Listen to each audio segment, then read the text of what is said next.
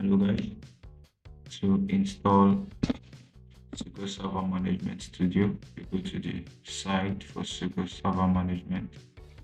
Select the download SQL Server Management Studio and save it. I already have it downloaded, so all you need to do is click save, it will download, then you run the setup by clicking install and allow it to finish running.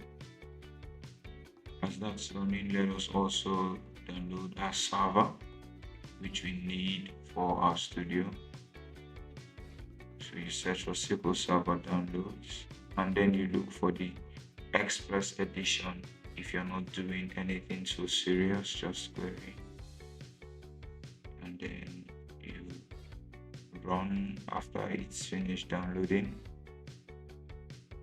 So this will take a couple of minutes to run and install depending on your system capacity. Select basic, accept terms and conditions and allow it to download and install.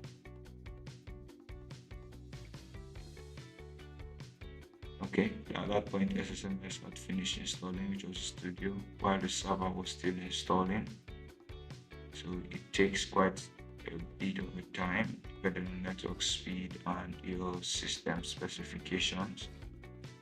After it's finished installing, you could close, and then from your Windows menu, if you click on your Windows menu, you can look for SQL Server tools and open the SQL Server Management Studio.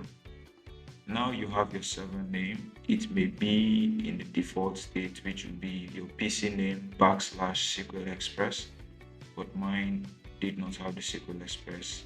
Put that and you are done.